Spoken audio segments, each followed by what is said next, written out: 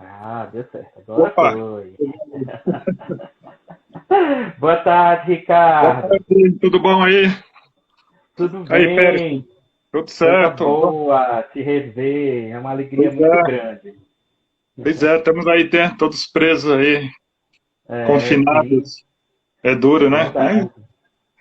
Mas vamos lá, né? Eu acho que, vamos lá. inclusive, esse projeto das lives, né, também é uma forma da gente poder aproveitar E, esse momento que a gente está uhum, fechado, né, e poder trazer, né, para todo mundo uma mensagem de histórias dentro da nossa prática em uhum, psicoterapia corporal, poder claro. ouvir essas pessoas que fazem a psicoterapia corporal no nosso país de maneira tão Uhum, séria, tão importante. Eu aproveito já esse sim, momento para agradecer a você, sua disponibilidade de conversar com a uhum, gente, de participar desse projeto, de poder ter a oportunidade de ouvir a sua história, um pouquinho do que você tem para oferecer para a gente dentro sim, da sua caminhada, tanto da psicoterapia corporal como na psicologia biodinâmica. Então, uhum. bem-vindo.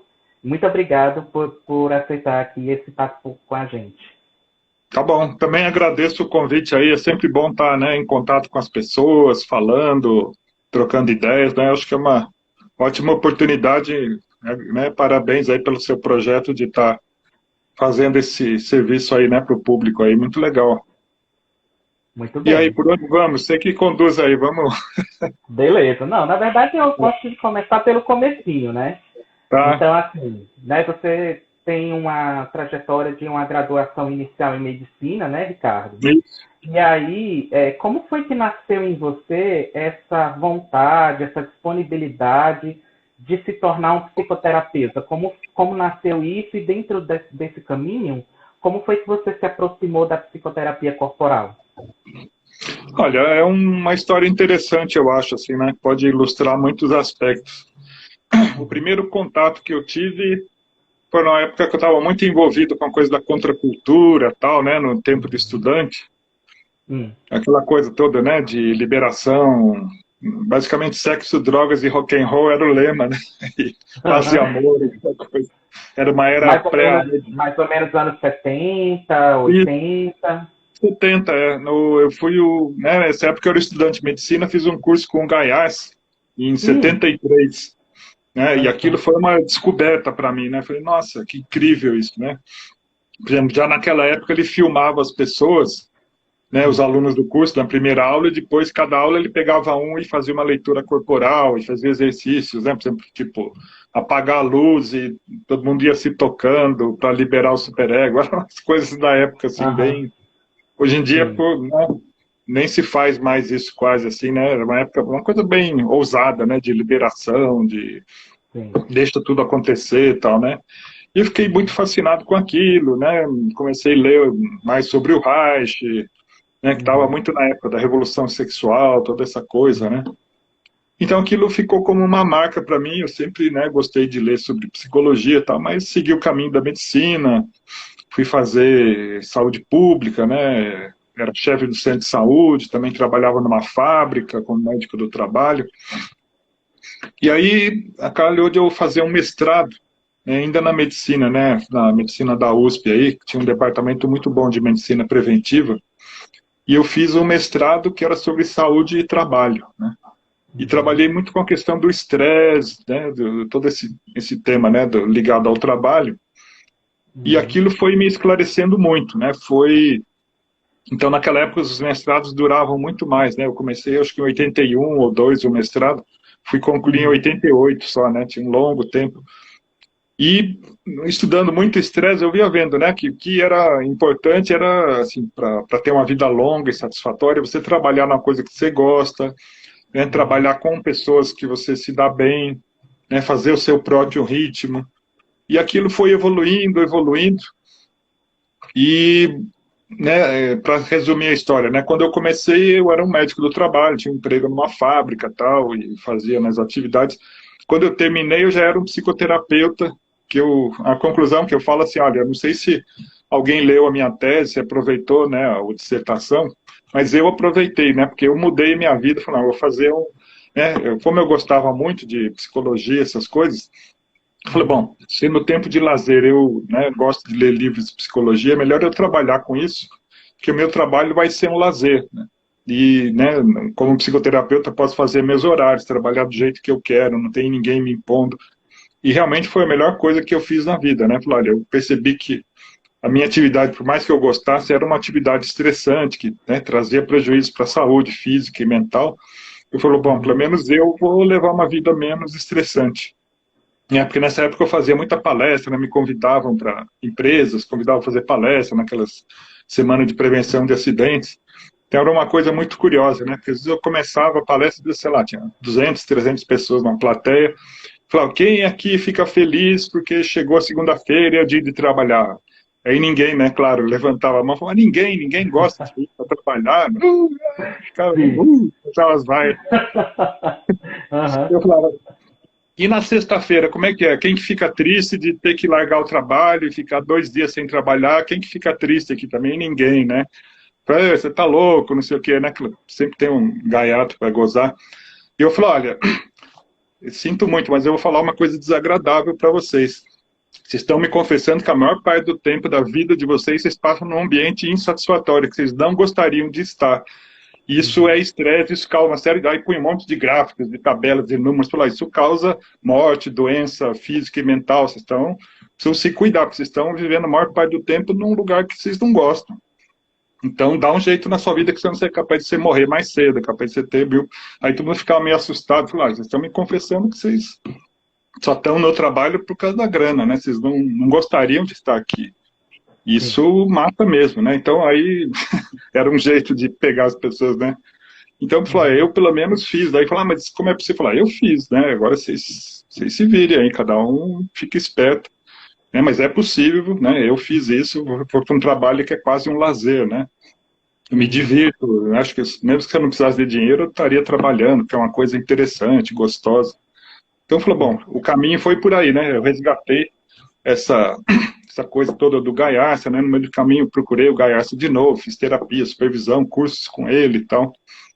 Inclusive, tem uma história muito curiosa que eu também gosto de contar, que quando eu cheguei, né, para o Gaiarsa, retomei isso, tipo, mais de 10 anos depois, né, desse primeiro contato, eu falei, eu queria fazer um curso com você. Ele falou, olha, já estava meio, né, com uma certa idade.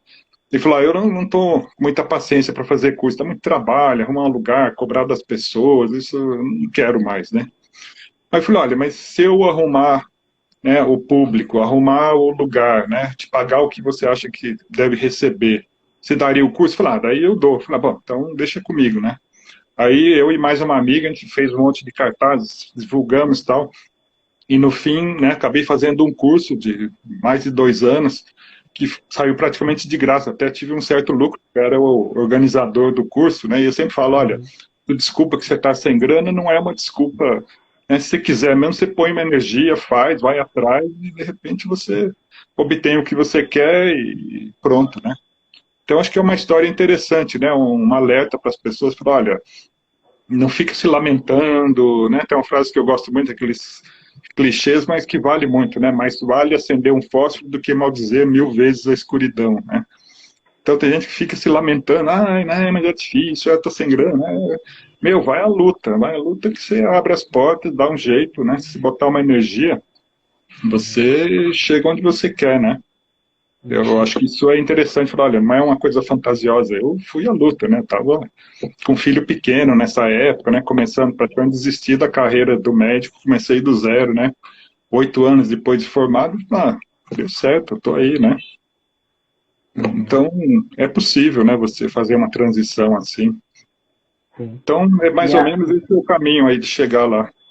Sim, aí do Gaiarsa, como foi que você foi construindo a história para você poder chegar até hoje? Como foi seu encontro com a biodinâmica? Como foi esse processo de crescimento como psicoterapeuta corporal? Então, olha, teve muita coisa interessante, assim, né? Porque por indicação de umas amigas minhas, que eram psicólogas, eu acabei fazendo muitos anos, uns 4 anos de terapia com a Dulce Doek, que é uma pessoa, né, que trabalha com trampo pessoal, e ela usava muito a técnica do Sander, né, muita massagem e toque durante o trabalho psicoterapêutico. Aquilo me fez muito bem. E eu acabei, né, inclusive, como é que chama, fazendo curso com ela, e comecei a praticar, né? Então, paralelamente ao meu trabalho como médico, né, numa empresa, foi até uma coisa curiosa, né? Tinha uma amiga minha que ela tinha uma série de problemas, ela tinha sido presa política, tinha uma série de sequelas, né, da época de tortura e tal. E a gente conversou e eu né, sabia do meu trabalho com massagem, falou, o que você acha, né? A gente faz assim, você me faz massagem uma vez por semana e eu cedo o porão da minha casa que está sem uso lá. Eu falei, é uma brincadeira, né? Eu tava meio brincando com isso na época, né? Uhum. Aí era um porão que nem dava para ficar de pé, né? Eu enchi de colchões e tapetes, parecia um útero aquilo lá, né? A pessoa tinha que abaixar para entrar, uns sons, né? Uma coisa assim. Era uma Interessante. brincadeira, aquilo era uma farra. Ganhava vida como médico, né? Falei, vou experimentar Uhum. esse troço.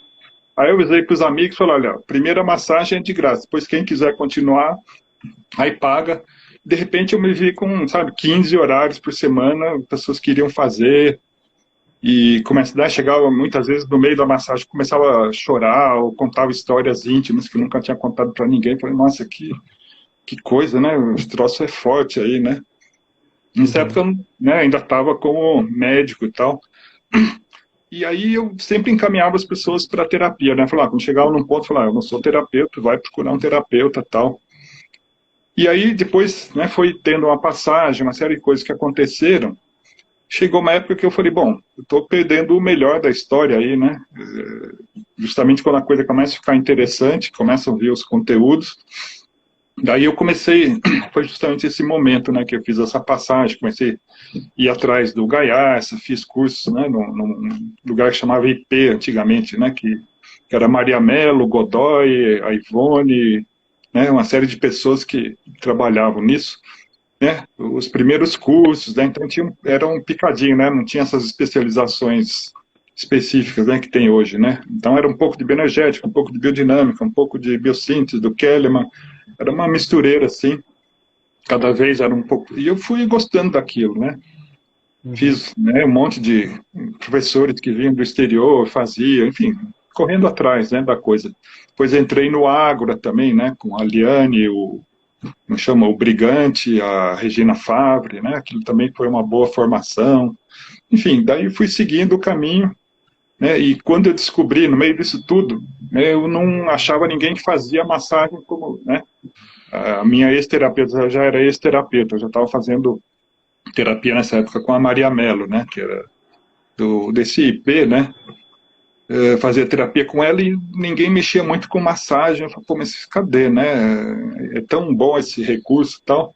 E aí acabei topando no meio de um dos cursos, alguém falou da Gueda e o livro, falou, pô, descobri aqui, né? Esse troço tem muito a ver com o que eu gostava, né?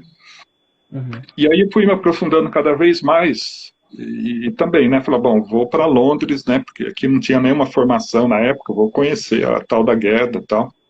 Isso foi em 89 que eu fui para Londres e fiquei um tempo lá e foi ótimo, né? Porque deu uma sorte. Eu tenho um anjo da guarda bom, né? Ele sempre me abre os caminhos aí, né? Que eu tinha marcado dois workshops introdutórios que teria numa época lá. Falei, bom, vou aproveitar, né? Eu tinha uns amigos que moravam em Londres, fiquei na casa deles e tal. E aí, quando Uhum. eu cheguei lá, estava chegando, né, para o workshop, avisaram que tinham tido um problema, não ia ter, e o outro também ia ser cancelado. Aí eu fui lá, né, no centro, chorar as pitangas, falei, pô, venho do Brasil para conhecer, e daí eles ficaram, né, meio, verdade, poxa, que pena. Aí me puseram num curso avançado, sabe, que era para os profissionais já formados. Então eu peguei, de repente, em vez de fazer um workshop introdutório, já peguei 15 dias com pessoal já formado, um curso mais de extensão já para. E fui lá, né, meio com inglês meio atrapalhado, mas enfim, e gostei muito, né, da coisa. Então, e ficou isso, né, vamos dizer, foi um longo percurso. E daí, nesse momento, eu conheci também o André Sanson, né, Uhum. que ele estava fazendo o curso lá, especializando, né, era o brasileiro também me ajudou lá a me entender com as pessoas e tal, né. E, e isso foi em 92, né? Quando ele voltou para o Brasil, ele me procurou né? E falou, olha, estou querendo me estabelecer aqui, o que, que você acha que eu posso fazer? Eu falei, olha, eu acho que seria muito legal você dar um curso de massagem biodinâmica, né? Acho que tem muita gente querendo e tal. Então ele falou, você não quer dar junto comigo o curso? Eu falei, olha, eu não sei, porque você que tem a formação mais completa lá, né? Eu conheço biodinâmica, assim, de um pedaço, outros, né? E falou, mas você também tem uma super formação em Reich, em psicanálise, que eu não tenho, talvez a gente possa complementar. Eu falei, beleza, então vamos tocar o barco aí, né? Então a gente bolou esse curso, teve muita gente, até teve tanta gente que não coube, né? Teve que abrir outra turma uns 6 meses depois. Enfim, foi uma coisa que deu uma deslanchada, né? Em 93, foi esse primeiro curso, estamos com 27 anos aí, né? De atividades na área. E depois o pessoal terminou um ano, queria a continuação, né? Em 94 a gente levou uma turma de uns 20 pessoas para Londres, né? Para fazer um workshop. Que isso também é uma história muito interessante, né? Que pode ilustrar caminhos aí para as pessoas, né? Teve uma aluna do curso nosso que falou, olha, eu estou indo fazer um workshop em Londres com a Guedes. Eu falei, nossa, puxa, né? Que incrível. Todo mundo falou, que inveja, né? Porra, tem dinheiro, vai para Londres. E ficou até um constrangimento. Aí eu falei, não, mas não é tão caro assim, né? Daí todo mundo começou a fazer as contas, falou, você paga a passagem 10 vezes, o curso custa tanto. Para resumir a história, de repente tinha 20 pessoas querendo ir, né? Daí a gente conversou com a Guerra, falou, então eu vou fazer um workshop só para os brasileiros, né? Eu e o André fazíamos a tradução, né? Mais ele, que era, enfim, já conhecia toda a turma de lá. Então, de repente, a gente foi, né? Com 20 pessoas, um workshop para brasileiros. Foi uma beleza, foram 4 dias de workshop, né? Com a Gueda, e foi uma farra, né? Aquilo. E, enfim, deu tudo certo, né? E nesse momento, né? Ela gostou muito da turma, né? Viu o que a gente estava fazendo e tal. Olha, decidiu, né, autorizar a gente para dar o curso, né? Eu e o André como trainers para dar o curso. Então foi assim que tudo começou, né? As coisas foram acontecendo, claro, eu gosto muito de falar assim que a vida da gente é um pássaro de 2 asas, né? Tem o esforço para uma asa é o esforço próprio, a outra é a graça divina, né? Você tem uma parte que você é o seu empenho, mas você tem que contar com uma certa sorte, um bom anjo da guarda, alguma coisa que... E eu, felizmente, sempre tive as duas coisas, né? Eu sempre batalhei, sempre me esforcei, sempre me lancei, mas sempre reverencio também essa oportunidade que foram dadas, né? Foram momentos que as coisas chegaram, eu falei, vamos lá, né? Vamos aproveitar essa onda, né? Então, esse empenho, sabe? Eu acho que eu vejo muitas pessoas se lamentando muito, é tão difícil, tudo tão complicado. Eu falo, meu, é complicado sim, mas isso é a vida, né? A vida é complicada, mas é um desafio também. Se for muito fácil, fica até sem graça, né? Então, em poucas linhas, foi assim que começou a biodinâmica, né? A minha participação na biodinâmica, depois resultou no instituto, né? Em outras cidades além de São Paulo, enfim. A coisa cresceu, se expandiu aí. Mas começou basicamente assim, né? Depois teve em 96, ainda levamos outra vez, né? Uma turma de umas 20 pessoas para Londres também, repetimos a dose. Depois a Guerra ficou mais doente, aí não foi tão possível, né? A gente continuar nisso, mas enfim, muitas pessoas puderam ter o gostinho, né? De experimentar, conhecer pessoalmente a Guerra. É uma pessoa bem interessante, eu acho que ela é uma figura dessas bem... que vale a pena, assim, né? Os grandes mestres todos, né? São pessoas interessantes, né? Que lembranças você tem dela? Olha, eu tenho uma lembrança muito de uma grande mãe, assim, sabe? Porque, por exemplo, nessa primeira vez que eu fui em 89, né? Então eu entrei numa sala, tinha uns, sei lá, 30 pessoas, todos formados, todos professores do instituto, eu lá, né? Estrangeiro, fiquei num canto quietinho, ouvindo a aula e tal, né? E aí falou, deixa eu não atrapalhar aqui, porque já me quebraram o galho de botar num curso avançado. Deixa eu, né, não atrapalhar nada. Aí, sei lá, no meio da primeira manhã, ela estava lá explicando um monte de coisa, de repente ela se vira para mim, né, bem diretamente, falou, e você, como é que você está? Você chegou do Brasil, como é que você está se sentindo? Está tudo bem com você? Nossa, aquilo me deu um conforto, falou, nossa, alguém me olhou, sabe? Alguém viu que eu existo e se preocupou comigo, então ela tinha muito uma generosidade, assim, sabe, uma coisa vital, né? que algumas pessoas têm isso, né? É uma coisa assim, só de estar perto dela, você sente que a sua energia começa a se mexer, as coisas começam a acontecer, né? A presença dela era muito facilitadora de tudo, assim, sabe? É uma pessoa muito Uhum. divertida, né? Volta e meia ela começava a cantar, dançar, dar risada, contava piadas, sabe? Uma pessoa de bem com a vida, assim, né? Uhum. E até tem uma dessas coincidências também, nessa primeira vez que a gente foi, né? A gente estava lá e ia começar lá pelas 4 da tarde, o primeiro dia, sei lá, né? E aí avisaram lá que ela tinha que atrasar, porque ela estava vindo de algum país da Europa e o voo atrasou e tal. A gente ficou lá, né, cantando, aquela coisa, vamos esperar a guerra e tal. E aí, muito curiosamente, em um certo momento, começaram a cantar o Carinhoso, né? Que meio coração, bate feliz e tal. Quando chegou naquela parte do vem, vem, vem, ela abriu a porta assim, e entrou. Nossa, ela abriu mesmo. Poxa, que ela convocamos, ela abriu a porta no uau, né? Já deu aquele, já começou em alto nível o negócio assim. Então, era uma pessoa Uhum. muito agradável, sabe? Muito próxima, assim, sem pose, sem pompa, assim, sabe? É uma coisa muito fácil de conviver com ela, assim, né? Ela, Uhum. você vê que é uma pessoa que tinha muita vida interna, né? Muito contato com esse oceano cósmico, né? De prazer, de sabedoria, de vitalidade, assim. Não à toa que ela, né? Produziu o que ela produziu. Então, basicamente isso, né? Uma pessoa bem interessante. Tudo tem um ponto fraco, né? A gente comenta muito aqui isso com os alunos, com qualquer um, né? A parte teórica era um tanto fraca, né? Porque a impressão minha é que ela tinha um contato com o oceano cósmico de sabedoria, então ela sabia as coisas, fazia as coisas, mas ela não sabia muito explicar, né? Então Uhum. tem muitas teorias originais biodinâmicas que são meio imprecisas, você começa a ler aquilo, é confuso, sabe? Uma coisa é contraditória com a outra, não aprofunda muito. Então, até uma das tarefas que a gente se propôs aqui no Brasil, né, eu, o André e outros professores, falaram, vamos produzir um material, né, que a gente tem produzido livros sobre massagem, tem, né, produzido, enfim, escrevi aquele livro Deixa Vir, no sentido de sistematizar o Sim. conhecimento, que eu acho que é um ponto fraco aí da biodinâmica original, uma coisa muito boa na prática, muito bacana de se fazer, mas a compreensão ainda, né, deixa a desejar, eu acho, comparando com outras linhas aí, né, da psicoterapia corporal, mas acho que é uma coisa assim, você vai aos poucos, né, sistematizando e organizando essa parte aí. Então, se você Uhum. tivesse, né, eu fiz mais geologia e falei, tem um ponto que acho que ela não precisava disso, né, acho que ela tinha um acesso, ela sabia o que fazer pela intuição ou pela emoção, e Sim. realmente não se preocupou muito, né, não era um caráter rígido, assim, que se preocupa, né, organizar, sistematizar e fazer uma coisa coerente, como, por exemplo, o Freud fez, né?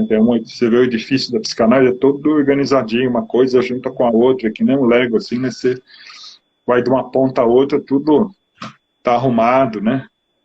Uhum. O Reich também tinha essa propensão, né? Você pega a análise do caráter, nossa, uma obra, assim, né? Tudo liga, é coerente e tal. Eu acho que essa coisa de alemão, né? Meio obsessivo, eles têm essa facilidade, né? De lidar com conhecimento, assim, né? Sim. Então, basicamente foi isso, assim. É porque a Gerda também tinha essa qualidade, né, dentro das personalidades, né, pioneiras da psicoterapia corporal no mundo, ela tinha essa qualidade do feminino, né, Ricardo, que Sim, já traz um toque diferente para a abordagem. sim, sim. Eu comparo muito ela com a Melanie Klein, de alguma maneira, assim, sabe? Sim, sim, eu lembro que É, vocês falavam muito nas nossas aulas. o Freud e outros, né, eram todos homens, eles pegavam mais o Édipo, né, o menino, a hora que a pessoa já está grande, já está mexida no triângulo e tal, né? Aí precisou a Melanie Klein chegar, uma mulher, né, mãe, falou, olha, peraí, tem coisas antes disso, no primeiro ano de vida, né, a posição esquizoparanoide, posição depressiva, todas essas coisas, né, tem coisas mais arcaicas aí. E a Gerda, de alguma maneira, também é uma grande mãe, né? Se for ver o, o jeitão dela, né? É aquela mãe que não é tão teórica, não é tão, mas é muito próxima, é muito calorosa, tem uma Uhum. empatia com seu bebê ou com seu paciente, né? E, né, a gente junta muito a Gerda com o Winnicott, né? Que ele fala de coisas muito parecidas. né, essa coisa toda dos bebês, né, a teoria winnicottiana fala, olha, o analista winnicottiano é a mãe suficientemente boa que a pessoa não teve, né? Então isso casa muito com o estilo da biodinâmica, né? Então tem uma biodinâmica que é assim, né, original, muito emocionalmente próxima, né, da pessoa, de ter uma presença terapêutica, de ter uma especificidade, assim, né, não classificar a pessoa, falar, cada um é um, né, e isso a gente, claro, vai integrando, né, acho que você acompanhou os cursos, né, o material, falou, olha, a gente junta, isso é um pedaço da história, né, eu gosto muito de comparar a biodinâmica com a bioenergética, né, falar, olha, a biodinâmica é a mãe, bioenergética é o pai. Bem, claro que os dois transitam, né? Mas vamos dizer, cada um se especializou mais. Então, por exemplo, eu comparo essa história. Imagina uma criança, sei lá, de 8 anos que apanhou na escola, né? Então ela chega em casa toda humilhada, machucada, e precisa daquela mãe, né, que acolhe e fala, ô, meu filhinho, bateram em você, a mamãe vai cuidar, sabe, dá um abraço, faz um carinho, prepara um todinho, assim, para ele, cura os machucados, tal, né, é legal você ter essa mãe para sair do trauma, né. Mas se ficar só nisso, ele vai ficar um dodóizinho, né? Aquele menino fraquinho, que sempre apanha, né? Precisa ter um pai que fala, olha, tá bom, você apanhou, né, hoje, mas amanhã eu vou te ensinar a lutar e você na próxima vez vai bater no moleque lá, porque se apanhar, você vai apanhar aqui de novo, porque eu não quero filho meu chorão, não sei o que, sabe? Precisa ter alguém que empurra você para a vida, fala, não quero, não vai ficar nisso. Então, percebe, se você ficar só no pai, fica uma coisa muito rígida, áspera, né, dura, que também é traumática. Se ficar só na mãe, fica muito molengazinho. Então, precisa ter os dois, né?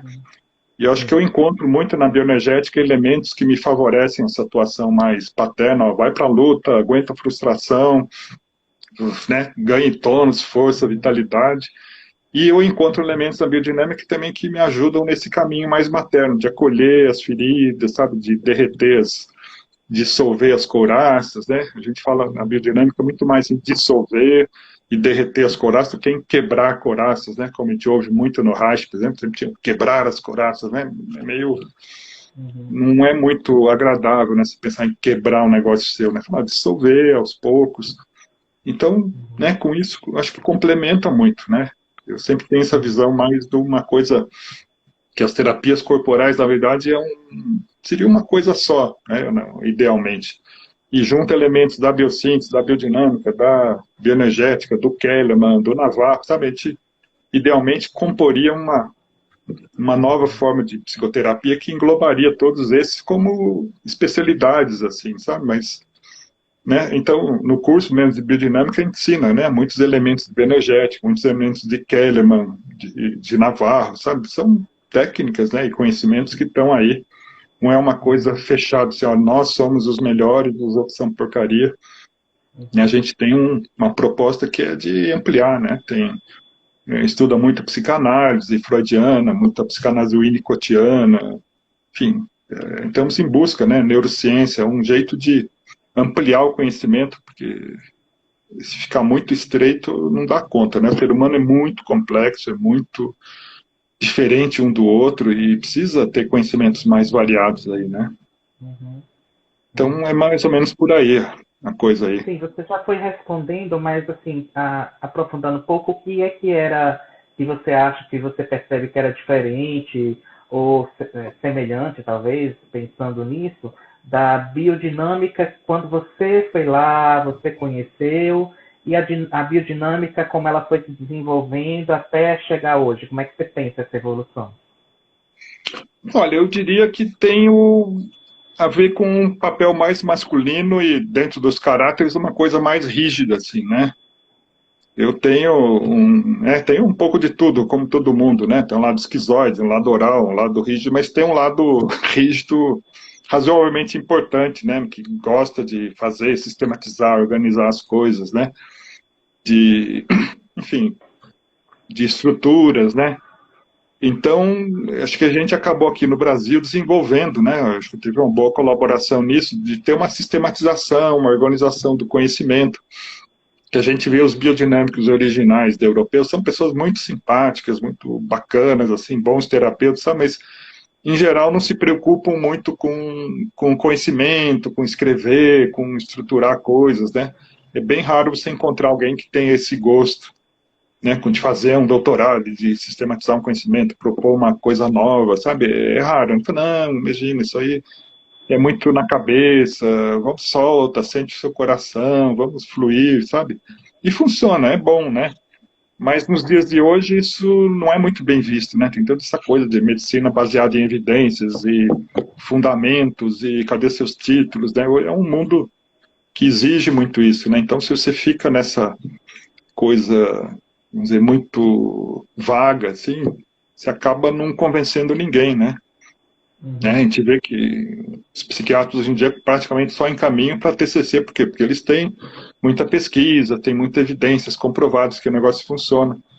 Né? Eu até fui conferir, né, há poucos anos aí, fiz um curso de 1 ano de TCC, né, de terapia cognitivo comportamental, para ver.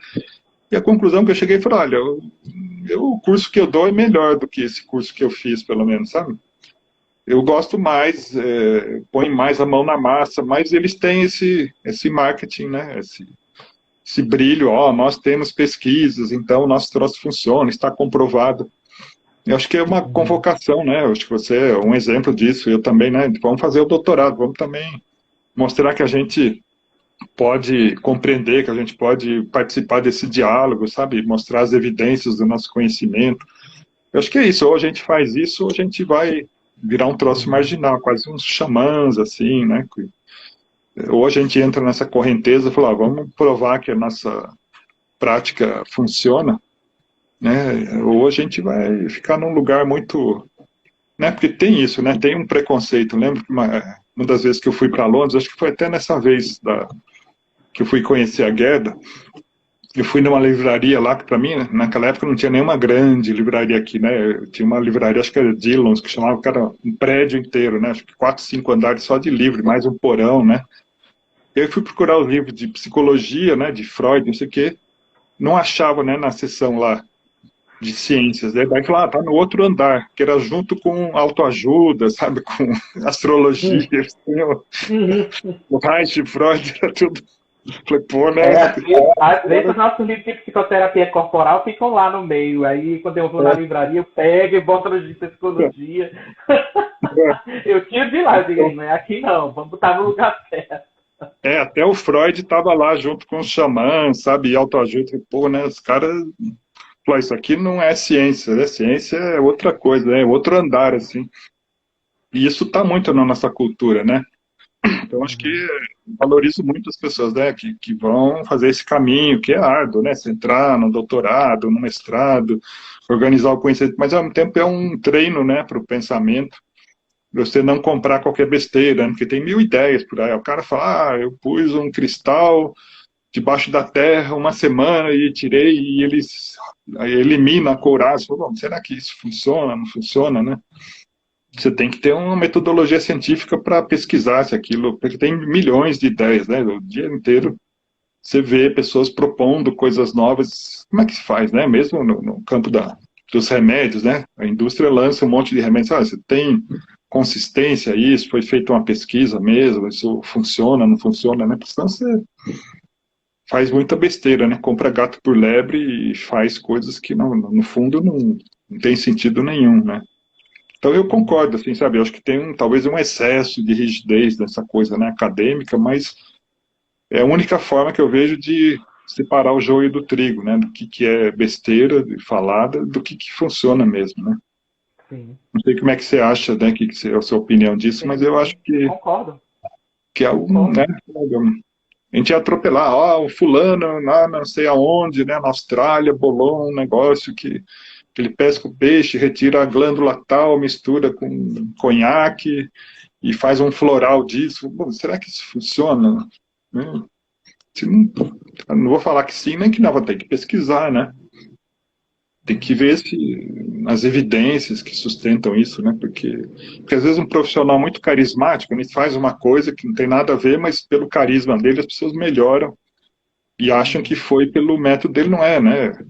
Por exemplo, eu vejo, né, a Gerda Boysen, tem várias outras pessoas que eu conheço que têm um carisma pessoal, né? Então, qualquer coisa que eles fizerem, né, Sempre lembro disso numa conversa com a Maria Mello, né? Que eu acho que é uma dessas pessoas aí, né? Foi uma experiência muito boa ter feito terapia com ela, que ela estava me convencendo que a técnica do Navarro era excelente, porque ela via resultados. Eu falei, Maria, olha, sinto muito, desculpa, mas qualquer técnica com você vai funcionar, porque você tem um processo pessoal, né? Então, se você for psicanalista, psicodramatista, ou biodinâmica, ou bioenergética, vai funcionar, porque você funciona, né? Você faz as coisas andarem. Então, esse fato de que as coisas funcionam, para mim não quer dizer nada. Eu respeito o Navarro, mas isso não é uma prova que a técnica dele é superior às outras, né? Que não quer dizer nada. Você é uma pessoa diferenciada, né? E você tem uma vitalidade aí que qualquer um que entrar aqui vai mexer, né, nos processos. Então, percebe? Então a gente tem que fazer, né, essa diferenciação, enfim, porque às vezes a pessoa, né, ela tem pela leitura corporal, pela empatia, ela é muito boa e, enfim, e ela acha que é a técnica, não é, é a própria pessoa que está funcionando, né, de um jeito terapêutico. Uhum. E isso só, né, o único recurso que eu conheço mais válido é a ciência mesmo, né, de pesquisar, eliminar os vieses, né, fazer um duplo cego, enfim, ter toda a metodologia para distinguir o que é que funciona realmente, né. Uhum. Então é isso. E Não sei aí, se respondeu a sua... sim, sim. Quando você fundou, né, o Instituto de Psicologia Biodinâmica, então no começo foi você e André, a partir dessa Isso, experiência que vocês tiveram na Inglaterra, não é isso? isso. Então, ele Uhum. fez a formação completa lá, né, na Inglaterra, ficou vários anos, trabalhou como psicoterapeuta lá, né, em Londres e tal, e depois de uma certa altura resolveu voltar para o Brasil.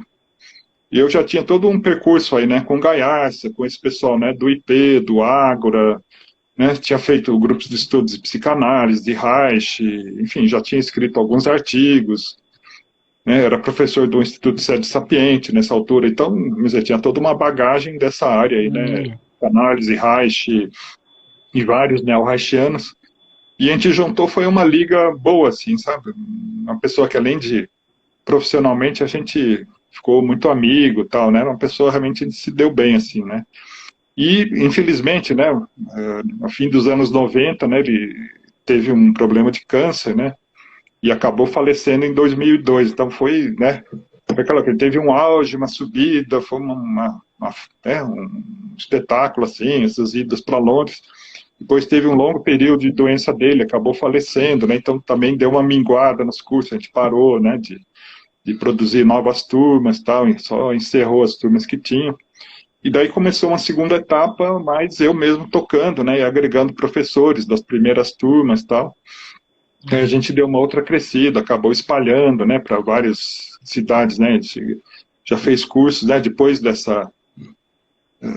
desse momento da morte dele, né, começou em 2000, já era esse século agora, começou lá para 2005, 2006, comecei a ter cursos em Curitiba, né, depois atualmente tem cursos em Vitória, no Rio de Janeiro, em Taubaté, tem mais algum lugar, Curitiba, Natal também, teve uma turma de... Então, deu uma outra espalhada, com uma outra estrutura, né? A gente organizou, sistematizou mais o Instituto, enfim, a vida continua, né? A gente tem o processo de luto, passou um tempo só com turmas em São Paulo, turmas pequenas, depois a coisa voltou a se expandir, né? Teve essa produção do livro, que foi muito curioso, assim, né? Que a gente tinha um grupo de estudos, né, com professores da biodinâmica, que é os autores, né, do livro da massagem lá. E eu falei, né, Uhum. estava discutindo coisas, falar, a gente podia fazer um manual de massagem, né, que cada um faz de um jeito, nunca ninguém sistematizou no mundo inteiro. Aí eu falei, vserá que tá, vamos fazer, né. Aí Assim, fomos o fazendo, livro O Toque na Psicoterapia, né? isso, foque na psicoterapia, massagem biodinâmica é o nome do livro, né. Então isso demorou anos, a gente chegava e falava, não vamos trabalhar hoje, vamos falar dos netos, vamos falar disso, daquilo, né, e fomos fazendo, bem lento, assim, já demorou anos, e fomos fazendo, ó, essa massagem, aquela outra, né, organizamos, estruturamos, aí quando chegou no fim, bom, o que a gente vai fazer com isso? Aí, de novo, claro, acho que a gente podia ir mais além, né, fazer um livro inteiro, né, não só um manual, mas contando o que é, porque a massagem, a técnica é o de menos, né, na verdade, na biodinâmica, eu sempre falo, né, para os alunos, olha, se você está com uma pessoa, né, você está aplicando uma técnica, se ela saiu da técnica, você esquece a técnica, a teoria e vai junto com a pessoa, né? Tem uma cena famosa da Guerra, que eu estava trabalhando com uma pessoa no workshop, né, que as pessoas contam, e falou, então fica em pé, de olhos abertos e faz não sei o quê, aí a pessoa fechou o olho, isso, fecha os olhos, sabe? Então você vai junto com a pessoa, você dá uma consigna, né? Se a pessoa não seguiu, em vez de falar, não, olha, para ficar de olho aberto, não, não. Se você foi de olho fechado, não, vamos fazer de olho fechado, sabe? Vamos junto com a pessoa, onde ela for. Então a gente chegou a essa conclusão, falou, olha, a técnica é importante, né? Tem 1000 técnicas de massagem, jeitos de tocar o outro, mas precisa contextualizar isso, não vai virar só uma técnica, não tem o menor sentido. Aí mais alguns anos, a gente, ó, então vamos pegar várias pessoas para falar de vários assuntos, cada um escreve uma parte e tal. Aí acabou saindo, então deve ter demorado uns 8 anos aí para sair esse...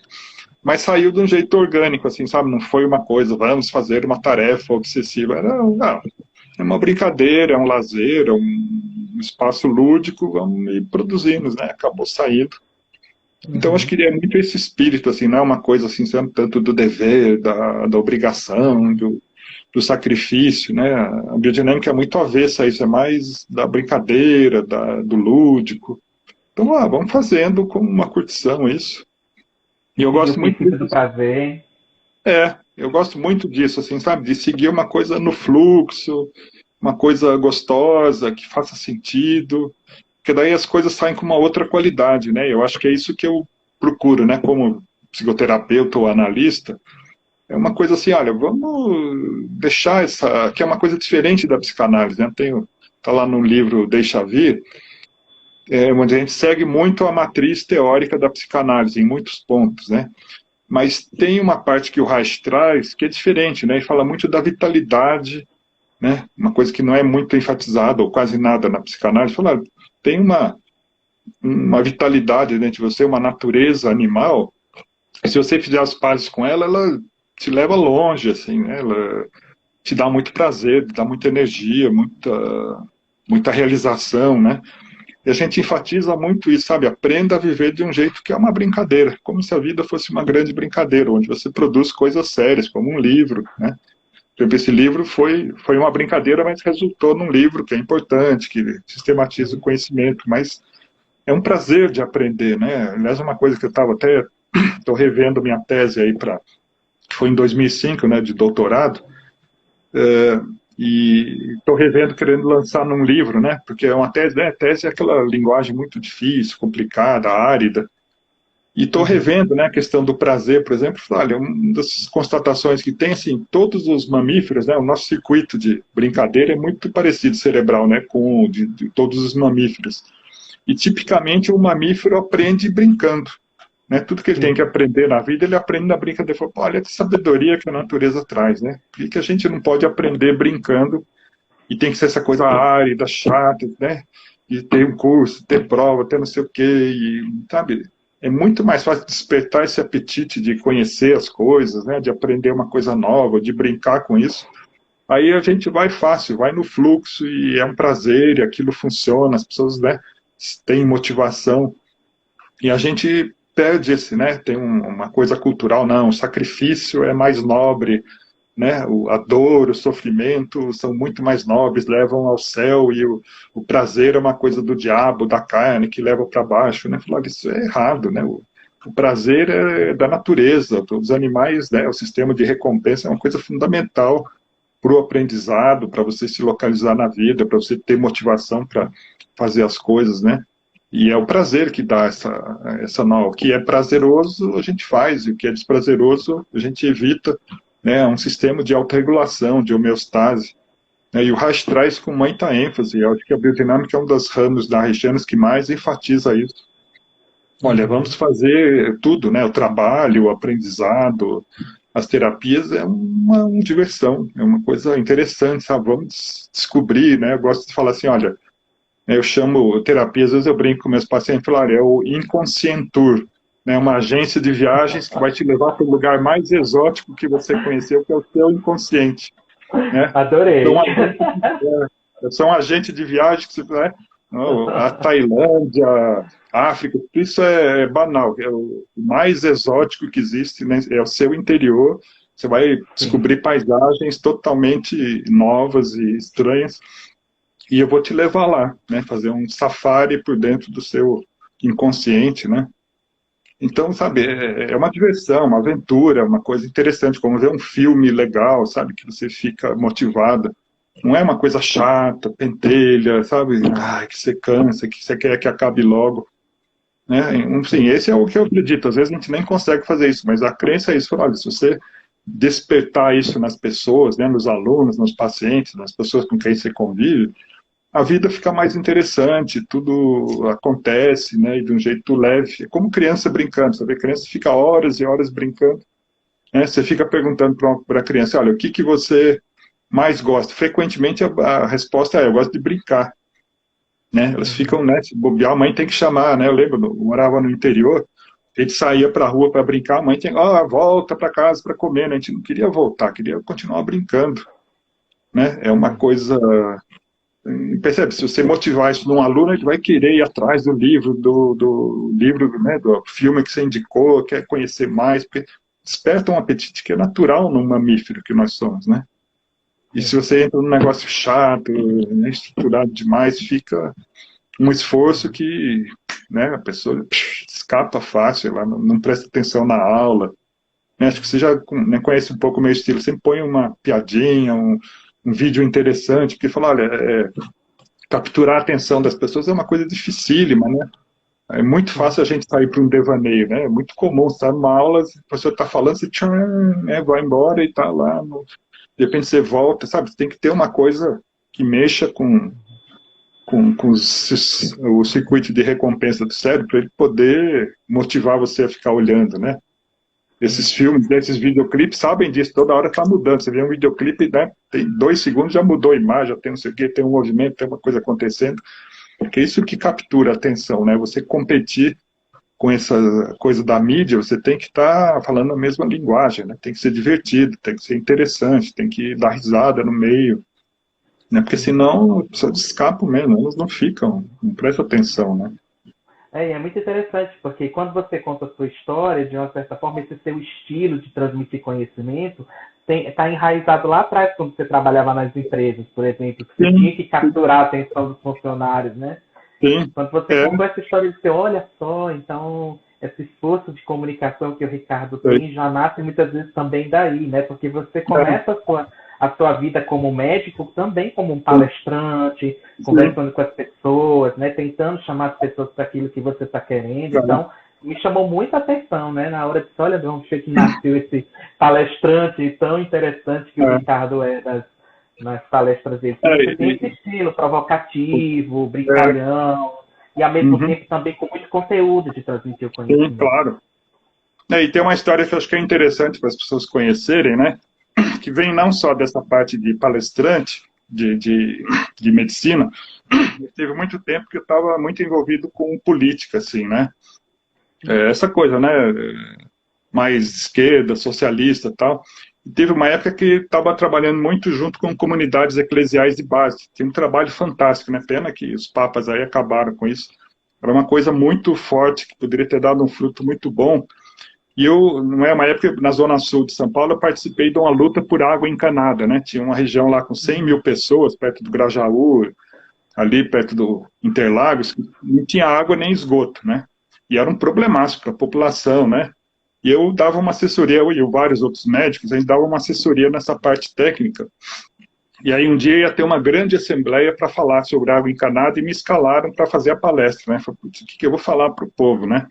Tem que falar uma linguagem muito simples, não adianta falar coisas complicadas da medicina, ninguém vai entender nada, né? Tudo pessoal mais pobre, né? Com pouca cultura. Aí eu fiquei pensando, um tempão, falei, bom, numa época deu um insight, assim, falei, vou pegar a Bíblia, né? O pessoal muito ligado em religião e tal.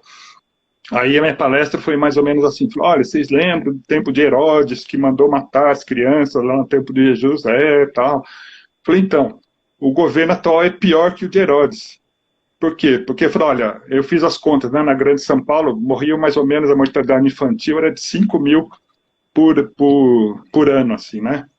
Eu falou, olha, na Grande São Paulo, né, morrem 5 mil bebês por ano, ou seja, 14 por dia, e a grande maioria é por falta de água encanada. E é mesmo, né? Por diarreia, desidratação, tudo isso. Então, olha, o governo de hoje sabe que a estatística é do governo, e eles condenam à morte 14 bebês por dia e não fazem nada. A gente tem que mudar isso, tem que pôr água encanada aqui, porque, sabe, é uma coisa básica.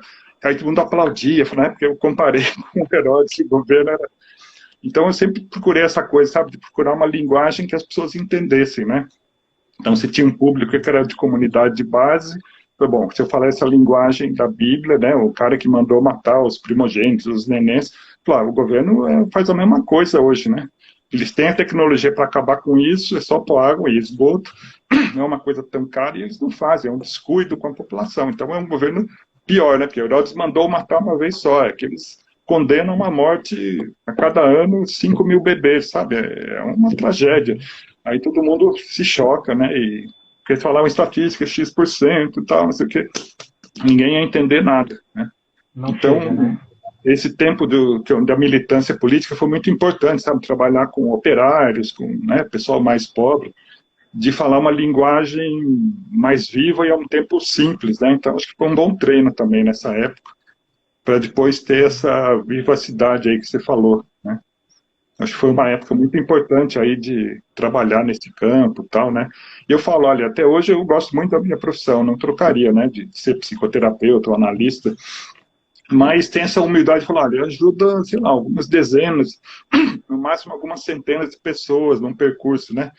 O que eu fiz, por exemplo, de colaborar para 100 mil pessoas terem água e esgoto, isso, o efeito na saúde delas, né, para o resto da vida foi muito mais espetacular, né, em termos de custo-benefício, né, o esforço que eu e muitas pessoas fizeram, né, tem um resultado muito grande aí, né, nesse sentido. O que eu faço hoje tem um resultado menor, eu gosto mais de fazer isso, mas tenho que reconhecer, né, que essa atuação macro, né, no coletivo, ela tem, quando bem sucedida, uma repercussão muito mais alta aí, né.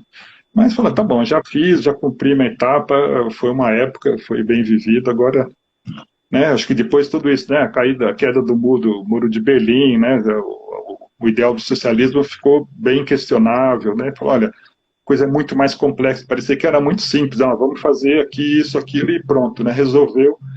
A gente vê que é muito mais complicado, é muito mais demorado, né, sei lá, ainda tem um pensamento utópico, né, que um dia a gente vai poder fazer uma coisa mais fraterna, mais igualitária, mas não sei bem como fazer hoje. Antigamente eu tinha, né, eu costumo falar, quando eu era jovem eu tinha muitas certezas, e com o passar do tempo eu vou tendo cada vez mais certezas, assim, né. Até fiz um pequeno poeminha uma vez, que é assim, os jovens são cheios de certezas, às vezes os invejo, às vezes tenho pena apenas.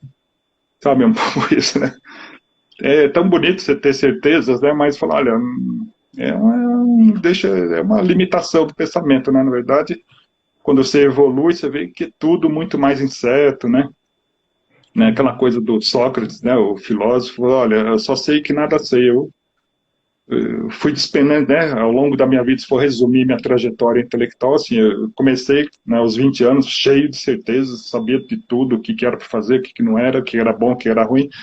E hoje eu tenho quase nenhuma certeza. Tem algumas especulações, algumas coisas que eu sei, mas que são questionáveis. Né? Então é um percurso de ir abandonando as certezas, né? E ficando com a incerteza e sobrevivendo com as incertezas, assim, que eu acho que a sabedoria, no fundo, é isso. Então vejo pessoas que defendem uma escola, sabe, não, a psicanálise é o máximo, porque, ou a biodinâmica, ou a bioenergética, porque, olha, ninguém é o máximo, ninguém sabe, o ser humano é um troço muito complexo, ninguém, no fundo, não sabe nada, assim, sabe? A gente sabe umas coisinhas que ajudam a pessoa em alguns percursos, mas saber mesmo do que se trata, ninguém sabe. Não tem nem no Freud, nem no Reich, nem na Guetta, nem no Lowen, na TCC, sabe? É tudo muito incerto, né? Porque é uma coisa muito complexa, né? Cada pessoa é diferente da outra, o que serve para um não serve para o outro. E, no fundo, você vai começar a especular, ninguém sabe do que se trata, né? Então, eu fico com o Sócrates, essa coisa do só sei que nada sei. Eu acho que é muito mais sábio do que achar que você sabe alguma coisa, que a sua teoria é melhor que a dos outros. Né? sim. Para mim funciona bem, eu navego pelo mundo com essa minha teoria, mas sempre aberto a questionamento, sempre aberto a evoluir, né? Tem uma frase de um filósofo, acho que se não me engano é o Pascal, que falava assim: eu não me envergonho de mudar ideia porque eu não me envergonho de pensar. Que é um pouco isso, Uhum. você pensar é mudar de ideia. Então, né, eu me agarrar a uma ideia e falar isso é a verdade, é burro, assim, né, em poucas palavras. Se você pensa, você muda continuamente. Você vê o Freud, ele foi mudando a teoria, o Reich também, né? O Reich pensou uma coisa dos anos 30, dos 40. Se você pensa, você vai evoluir, você vai se transformar, né? A vida é um processo, não é uma pedra sólida, né? É um fluxo, é um rio, né? Sim. Então, eu acredito muito nisso, sabe? Eu tenho um monte de coisas que eu defendo, escrevo, dou aula, mas continuamente estou reformulando, estou recebendo outras influências, gosto de discutir, né? Quando as pessoas discordam de mim, falo, pô, que legal, então vamos discutir aí, por que você acha isso que é diferente? Vamos conversar. É um prazer Uhum. aprender uma coisa nova, assim, sabe? Mas eu vejo Sim. que a maioria das pessoas se identifica muito com uma ideia, né? Então, se Uhum. você questiona a ideia delas, elas ficam meio apavoradas, né? Para mim, as teorias são como uma roupa, sabe? Tem uma camisa, eu uso, mas posso tirar a camisa e pôr outra camisa, não sou eu, né? É uma roupa Uhum. que eu visto, né? E tem pessoas que sempre eu sofri muito isso, né? Porque como eu vou muito pensando nessas coisas, né? E questionando, tem uma época que eu estudei muito a questão do chamado que o Reich chamava os anéis da couraça, né? E eu li aquilo, eu achava meio estranho e tal, mas, enfim, ia tocando o barco. Eu falei, não, deixa eu estudar lá os livros de anatomia e fisiologia para ver isso que o Reich falou. Descobri que tinha alguns furos naquilo, assim, sabe? Tudo bem, né? O Reich é o grande pai, mas ele falou, olha, tem umas coisas que no livro de anatomia não é do jeito que ele falou, né? Escreveu um artigo, nossa, isso deu uma gente falando que eu queria matar o Reich, que eu queria não sei o quê, que eu era anti-reichiano.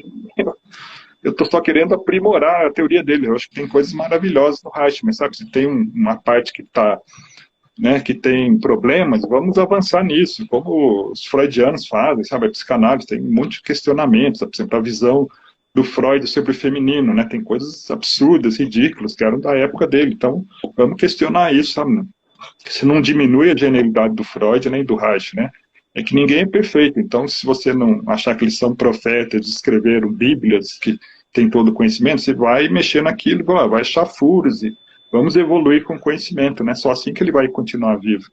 Mas as Sim. pessoas ficam muito, eu já enfrentei muito resistência nessa parte, assim, olha, eu vou mexer nos pilares ali que para as pessoas são muito ameaçadores. Eu falo, não, olha, uma ideia é só uma ideia, não é você, né? Você vai ter que se adaptar a uma ideia um pouco diferente, mas isso é da vida, né? Isso faz parte, não é uma coisa que vai te dar uma estabilidade para sempre, né? A ciência é uma coisa muito corrosiva, assim, ela vai corroendo as velhas ideias e vai questionando, né? Mas enfim, é todo um... Você está trazendo justamente o pensamento de quem faz ciência, Ricardo. Isso é. Né? Porque quem tem um pensamento científico tem um pensamento passivo de contínua reformulação, Sim. contínua evolução, Uhum. transformação, e eu É. vejo, né, muito isso em você. Né? Então, o Instagram está me avisando aqui que ele vai fechar a live agora, para a gente poder concluir esse primeiro momento. Aí eu vou abrir de novo a live para a gente Tá, fazer as últimas perguntas e encerrar, tá? Aí eu tá vou bom. fechar aqui Uhum. e eu vou abrir de novo. E aí, pessoal que está aí assistindo, acompanha a gente aí Tá na bom. segunda parte, que a gente vai fechar aqui com nossa conversa com o Ricardo, tá bom? Gente, tá claro. Olá, estamos de volta. Olá, estamos de Epa, volta. vamos aí. Então, Ricardo, eu tenho só mais umas duas perguntas para fazer para Tá bom. você, tá? Tá. A primeira delas, né, porque a gente estava comentando dessa questão, né, da ciência, né, e de como o pensamento dentro da psicoterapia corporal, que você é uma pessoa que se preocupou e ainda se preocupa muito com isso, essa inquietação que você tem de dar uma sistemática, um estofo teórico para a psicoterapia corporal. Eu sempre tive muita curiosidade de saber como foi que veio o convite para você de ser revisor técnico das traduções do Reich aqui no Brasil. Uhum. É uma história bem interessante também, viu? Eu tenho umas histórias que são bem ilustrativas, né, de tudo que a gente fala aí nas terapias biodinâmicas e outras bios. Então foi assim, eu estava dando justamente, né, eu falei um pouco daquela história das couraças e tal. Eu sempre tive uma noção, né, que todo mundo falava no meio haitiano que a tradução da análise de caráter era péssima, né, tinha uma tradução feita aí. E eu fui, quando eu fui dar uma aula sobre esse tema, né, eu fui lá, peguei, né, o livro e peguei o livro em inglês que eu tinha também e fui comparando, né, e achei tanto erro, mas tanto erro, que eu fiquei indignado com aquilo. Falei, eu até dispensei o livro em português, fiquei só com o livro em inglês. E aquilo ficou tão mal parado em mim, né? Falei, pô, um livro tão importante do Reich, tá essa porcaria, não dá para ler, né? Simplesmente troca palavras, sabe? Coisas essenciais. Eu tava com aquela energia, né? Mal parada em mim, falei, vou fazer alguma coisa com isso, senão eu vou ficar, né? Sofrendo disso, vai ter uma úlcera, sei lá. Aí eu resolvi escrever uma carta para a editora, falei, vou desabafar aqui, né? Eu escrevi uma carta, era Martins Fontes, falei, olha, é um absurdo, um livro importante de um autor fundamental como o Reich, vocês publicam, e olha, veja bem, né, eu peguei, né, algumas coisas, eu falei, veja bem, isso aqui no inglês está assim, no português está assim, absurdo. Olha outro exemplo, tinha uns 10 exemplos, coisas gritantes, assim, sabe? Falei, olha, eu acho que vocês deviam tomar alguma providência, sabe, isso não é certo, então, enfim, tinha umas 3 páginas essa carta aí, mandei e falei, bom, fiz a minha parte, aí acalmei, né, o Reich fala, né, tem a tensão, carga, descarga, eu relaxei e falei, bom, eu fiz o que eu podia, né? Descarreguei minha raiva para quem era devido, que é a editora que publicou isso, e esqueci do assunto, né? Isso foi por volta de 93, por aí, né? Daí, um ano depois, em 94, um dia tá lá no consultório, a secretária falou, tem uma pessoa querendo falar com você. Vamos lá, né? Falou, olha, eu sou da Martins Fontes, foi você que escreveu uma carta. Falei, fui eu. Você não quer fazer a revisão? Eu falei, nossa, tudo, né? Fazer uma revisão do Reich, né? Pô, o livro mais importante, eu fiquei, né, meio apavorado. Foi, pô, como é que vai ser? Será que eu topo? Falei, não, vou ver isso aí, eu já ligo, tá? Conversei com a minha mulher na época, ela falou, pega, ué, claro, você que cavou o negócio, faz, né? Você vai atrás, né? Dá um jeito aí. Eu falei, vou pegar esse troço, né? Tá bom, é uma tarefa grande, mas eu acho que, né? Se eu não fizer, ninguém vai fazer, então é melhor pegar isso aí. Aí peguei e fiquei um ano, né, sistematizando, e tinha realmente, né, muito, sabe, tipo 20 erros por página, era uma coisa gritante, assim, né. Então eu gastei toda a minha obsessividade ali por um ano, né, pegando, né, o livro em inglês, o livro em espanhol, o livro em português e corrigindo, sabe, olha, aqui não é isso, é aquilo, aqui não sei o quê. E tinha, por sorte, né, tem um amigo meu, que é até colega de consultório, né, que é de família alemã, Wolf Dittmar, né, o nome já diz que... E ele tinha o análise do caráter em alemão, né. Então tinha alguns trechos que eu tinha dúvida, eu falava, como é que tá isso em alemão? Daí ele me falava, enfim, foi um trabalho exaustivo de um ano, assim, de camelando em torno daquilo, né. Mas eu acho que ficou muito melhor. Claro, tem imperfeições, né, alguma hora seria até bom fazer uma revisão da revisão. Mas, enfim, pelo feedback dos colegas, ficou bem razoável, né? Ficou muito melhor, pelo menos. Dá para ler, tem uma coerência, né? A linguagem tá organizada e tal. E, na sequência, como, né, todo mundo gostou, foi elogiado, acabei fazendo revisão de mais 4 livros do Reich, né? Pela Martins Fontes mesmo, né? Um é o Escutas a Ninguém, outro é a Biopatia do Câncer, outro é o Caráter Impulsivo, e o Superposição Cósmica, né? Então, Deus do Diabo. E é isso, a TD aqui é junto, né? A Deus do Diabo junto com a Superposição Cósmica, são 2 livros que eles juntaram num só, né? Então, acabei fazendo, né? Com isso, claro, o meu conhecimento, né? Você tem que ler parágrafo por parágrafo, entender o que aquilo tá, o que ele quis dizer com aquilo lá, né? Se a coisa tá boa, não tá. Foi um estudo do Reich super aprofundado aí, né? Porque é uma responsabilidade, né? Pô, né? Eu já xinguei os caras que fizeram outra tradução, agora não posso dar cara para bater, né? Tem que caprichar nesse troço aqui, né? Não, lá vem chumbo, né? Mas eu acho que, pelo menos, as pessoas gostam, né? Agradecem, então foi bom. Acho que ficou bom, assim, né? Não sei, sempre tem essa coisa, né? A perfeição sempre é uma meta, né? Mas então foi essa história também, né? De novo aquela história, né, do acender um fósforo, em vez de maldizer a escuridão, em vez de xingar, pô, não sei o que, falava, pode não dar em nada, mas de repente deu uma coisa, né, que aquilo me abriu muitas portas, até hoje, né, pro para as pessoas, vamos dizer, que consideram Reich, isso é o maior título que eu tenho, né? Às vezes vou numa palestra, olha, ele é o cara que fez a revisão dos livros do Reich, todo mundo, né? Então, é um título que vale mais que o doutorado para algumas pessoas, que Sim. ser médico, qualquer coisa. Fala, nossa, o cara que mexeu na obra do Reich e tá aí, né? Cara... Então, foi uma coisa assim, exaustiva, penosa, mas foi muito divertido, né? Falei, poxa, eu vou mexer na obra, isso é uma coisa, aquelas coisas que ficam para o resto, né? Para o futuro, olha. Tem uma tradução muito mais bem feita do que a anterior, né? Que tem uma coerência, que tem uma estrutura. Uhum, uhum. Né? E o quanto eu aprendi, né? De ter que ver, porque às vezes você lê e vai passando, né? Meio, né? Muitas vezes é isso, né? Você não estuda a obra, você lê e tal, assimila algumas coisas. Quando você vai fazer, né, uma revisão, você tem que ler cada coisa, se Sim, a coisa, sim. né? Tem uma linguagem coerente, né? Por exemplo, eu peguei e falei, olha, são termos psicanalíticos que ele usa, né? Quando ele escreveu esse livro, era ainda um psicanalista que estava escrevendo um livro para outros psicanalistas, né? Então Sim, tive que me sim. aprofundar na psicanálise, né?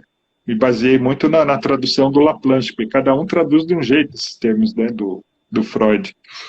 E tem Uhum. umas pegadinhas, eu também gosto de umas pegadinhas que, né, às vezes eu chego numa aula, né, pessoal que acha que entende psicanálise, qual a diferença entre recalque e repressão?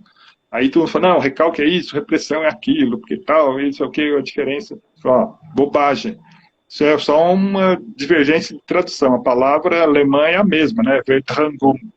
Uns traduzem como recalque, outros como repressão, mas é o mesmo conceito e dá uma confiável, né, que tu não acha que uma coisa é diferente da outra, olha, é o mesmo termo alemão, só que foi traduzido diferente, e aí dá essa confusão total, né? Fica uma briga, não, porque o recalque é isso, repressão é aquilo, e é só um jeito de traduzir, né? O conceito é o mesmo, e tem muitas, né? Até recomendo para quem, né, gosta de se aprofundar, tem um livro excelente que é do Luiz Hans, que chama Dicionário Comentado do Alemão de Freud, né? Que ele é um cara de origem alemã, então ele pega cada termo e fala, isso em alemão significa tal coisa. Né, explica. E as traduções que existem para português são essas e questiona cada uma delas, no quanto ela é fiel ao original alemão, o quanto diverso, sabe? Aquilo dá uma noção muito mais exata do que o Freud quis dizer exatamente, né? Então você Olha, pega, tem legal, palavras cara. alemãs muito decisivas assim para o conhecimento, e você vê, eu falo, olha, então, né? Tem mil conotações em alemão, né, dos termos que a gente perde, né, quando traduz para o inglês ou para o português, aquilo fica diluído. Esse livro me ajudou muito, assim, sabe, entender o que realmente o Freud quis dizer, ou o Reich, né, quando ele usava essa terminologia do Freud, que ele também Uhum. escreveu em alemão, né, só os últimos capítulos do Análise do Caráter que ele escreveu em inglês direto, né. Então, enfim, é o conhecimento, né, que flui aí, acho que é uma boa pergunta aí, porque ilustra essa coisa, vai atrás que as coisas se abrem, né. Sim, Se ficar parado, não funciona, né. sim. E foi uma contribuição muito importante para todos nós, né, Ricardo? Acho que essa herança, né, mais algo que você deixou para a gente da comunidade corporalista, né, um cuidado com uma boa tradução, da gente poder estudar de uma maneira confiável os textos do Uhum, Reich, né? sim. Não, eu acho que é um autor que merece, assim, né? Ele tem mil contradições, inclusive na época que ele escreveu no começo da vida é diferente do que ele escreveu no Sim, fim, enfim. É um autor que tem suas contradições, mas é um cara genial, eu acho, né? Um cara que merece ser estudado, merece ser pesquisado, e para isso você precisa ter uma tradução confiável, né? Quem não lê em alemão, o ideal seria ler em alemão nas coisas que ele escreveu lá, mas é difícil, né? Em inglês já facilita, tem muita gente que lê em inglês, mas mesmo assim, fala, olha, é bom ter um texto em português que as pessoas possam ler, né? Inclusive, eu me sim. ocupei, tem no site da Biodynamics, você deve conhecer, né? Um roteiro de estudo, que a maioria Uhum, das uhum. pessoas fala, esse livro é muito complicado, tentei ler e parei no meio, eu falei, vou fazer um roteiro de perguntas, né? Que todas as perguntas você encontra a resposta ali no livro. Então, se você seguir aquele roteiro, você vai aprendendo. Capítulo 1, capítulo 2, você vai seguindo, você vai. Que é um livro fascinante, assim, é um livro, tipo, o único que eu já li, que eu comparo nessa área de psicoterapia, é a Interpretação dos Sonhos, do Freud, assim, né? É um livro Sim. também denso, com mil insights, com mil ilustrações clínicas, né? E é um livro poderoso, assim, para quem está atendendo. Até hoje, volta e meia, tem aqueles casos complicados que você está meio perdido, você vai olhar, você acha, tem uma dica ali para você sair do enrosco, né? Um livro muito bom para casos complicados, assim, eu acho genial mesmo.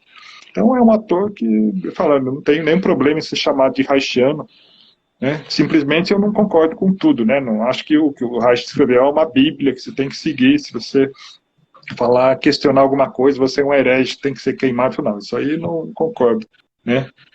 É um autor que vai ser transformado, tem coisas ali boas. Tem uma historinha que eu já ouvi do Freud, que eu li num artigo de um pessoal importante lá da Europa, né, que ele contava assim que nos anos, fim dos anos 20, começo dos anos 30, eles estavam traduzindo a obra do Freud lá na Inglaterra, e ficaram com uma dúvida de um termo lá, não lembro qual que era o termo, né, e aquela discussão, traduz assim, elas resolveram escrever para o Freud, que ele estava vivo, falou, olha, a gente está traduzindo, chegamos a essa dúvida, o que o senhor acha, né? E a carta dele, né, uma ilustração do que um gênio pensa, ele falou, olha, não se preocupe com isso, traduz de qualquer jeito, porque daqui a 10 anos, 20, isso vai estar superado, então não precisa se preocupar com detalhes, sabe? Isso é um conhecimento provisório, sabe? Então, o gênio é isso, ele sabe que está escrevendo, que isso vai ser superado, não precisa, não é um texto sagrado, assim, né? Então, eu imagino que o Reich também, se vivesse hoje, ou o Freud, ele ia estudar um monte de neurociência, eu ia reformular um monte de coisa que ele escreveu, porque o gênio é isso, ele sabe que o conhecimento anda, sabe? Ele não está escrevendo sobre inspiração divina, sabe? Não é uma psicografia, é um conhecimento provisório que vai ser superado, sabe? Então, essa resposta do Reich, do Freud, eu acho genial, né? Porque, olha, não encana com isso, qualquer coisa tá bom, porque daqui a pouco vai mudar mesmo, as pessoas vão questionar, né, vai para frente. Sim. Então, esse apego é mais do discípulo que fica inseguro de pensar com a própria cabeça, né? Aliás, isso eu sempre lembro, não sei se você já viu um filme que chama Vida de Brian, daquele pessoal de Monty Python. Tem uma cena que eu acho daqueles 10 mais do cinema, que o pessoal cisma, né? O filme se passa na época de Jesus, né? Que tinha um monte de messias para lá, para cá, né? E tem um cara super simples, um cara comum que as pessoas cismam que ele é o Messias, né? Então começam a seguir, ele não quer aquilo, né? E um momento ele se tranca na casa dele e tem um monte de gente, centenas de pessoas esperando o pronunciamento dele, né? Porque ele é o enviado e ele não quer nada daquilo. Uma hora ele abre a janela. Pessoal, eu não sou Messias, coisa nenhuma, vocês têm que pensar com as suas próprias cabeças, né? Daí as pessoas falam em coro, nós temos que pensar com as nossas próprias cabeças. Ele fecha. Não é? É impossível, sabe? As pessoas não querem pensar, elas querem uma coisa pronta, né? Então eu vejo muitos, em todos os campos, reichiano, freudiano, enfim, tudo. As pessoas querem uma coisa pronta e que não mude, que alguém fale o que é o certo para elas. Falam, olha, eu sinto muito, isso é uma coisa precária, assim, né, em termos, não é assim o conhecimento humano, né? O conhecimento humano é uma coisa falível, mutável, que evolui, né? E você tem que ir nesse fluxo, né? Não pode se apegar ao que está escrito, porque tem alguém que, né, não é Deus, não é profeta, ser humano, como todos nós que, né, como eu, escrevi um negócio daqui a 10 anos, pode ser que eu pense diferente, eu mesmo vou para frente, outras pessoas falam, isso aqui é bobagem, ok, vamos para frente, né? Então acho que E ainda nesse seu raciocínio, nessa pergunta da questão da evolução e das mudanças teóricas, né? Então, muitas pessoas aqui nos comentários estão perguntando, né, pensando que a biodinâmica dá um lugar muito privilegiado para essa questão do toque, do acolhimento, inclusive foi a partir também até da própria questão da massagem que você foi caminhando um percurso para a biodinâmica. Como é que a gente pode pensar, por exemplo, num atendimento biodinâmico, num contexto como esse, de pandemia, do medo do toque, da questão do atendimento online, virtual? Como é que você pensa a biodinâmica nessa situação? Bom, em primeiro lugar, isso eu acho que é uma coisa boa de esclarecer, né? Como a Gueda desenvolveu muito isso, né? Ela fez um percurso onde ela era né, ela fez o curso de psicologia, né, e tinha um atendimento com o Ola Harkness, que era um Reichiano, né, foi discípulo do Reich, e ela resolveu que ela precisava entender mais do corpo, e ela acabou fazendo uma faculdade de fisioterapia também, né, depois da psicologia. E nesse meio de caminho ela se encantou com um estilo de massagem lá que mexia muito, né, com os conteúdos emocionais e tal. Então ela desenvolveu, quando ela, né, voltou para a área mais de psicoterapia, ela trouxe essa bagagem. Então, é uma característica do percurso dela, falou, ó, de incorporar, né, a massagem mais do que outras linhas neo-reichianas. Mas é um equívoco dizer que a biodinâmica é massagem, é só um dos recursos, né? Inclusive, tem o que ela chamava do método da parteira, que é muito parecido com a associação livre, que é de não tocar, não mexer com a pessoa, né? Deixa, né? Tanto o livro Deixa Vir tem a ver com isso, olha, você fica a atitude mais passiva, como na psicanálise, deixa as coisas acontecerem, né? Essa é uma técnica básica da biodinâmica, não atrapalhe, né? Deixa o fluxo da pessoa seguir. Quando tem uma resistência, quando aquilo não está fluindo, aí sim você faz um exercício, você faz uma massagem, mas percebe, massagem é um recurso quando há uma resistência. Se, né, a coisa está fluindo, você não toca a pessoa, não interfere, você não propõe nenhum exercício, você deixa, acompanha o fluxo da pessoa, né? Por isso que chama da parteira, é como um parto, você deixa a coisa acontecer e a coisa vai ter uma dinâmica própria, uma vida própria aí, tá? Então, primeiro ponto é isso, né? Olha, então a massagem é só um dos recursos, né, que a gente, né, vê que para muitas pessoas funciona, para outras não funciona. Uma coisa que é básica da biodinâmica é assim, olha, cada pessoa é diferente. Né? Então, isso implica que o que é bom para um vai ser ruim para o outro, e vice-versa. Né? Então, não é que é bom para todo mundo. Por exemplo, né, psicanálise é muito isso. Você chega lá, em princípio, você precisa deitar e ficar na posição analítica, o analista fica atrás de você, isso não muda muito, né? Na biodinâmica, eu falava, você não fica parafusado na cadeira, você pode fazer uma sessão em pé, uma sessão deitada, uma sessão frente a frente, depende da pessoa e do momento que ela está passando, né? É um setting mais flexível, porque as pessoas são diferentes, então se fizer uma técnica só, não vai, por exemplo, para vários pacientes, eu uso a técnica psicanalítica, né? A pessoa deita e eu fico atrás dela, fora do campo de visão, e é muito bom isso. Mas para outras pessoas, ou a mesma pessoa em outra sessão, eu falo, não, hoje vamos fazer diferente. Né? Hoje eu vou ficar dentro do campo visual, hoje vamos fazer em pé um exercício, sabe? Porque é isso, o ser humano não é padronizado, né?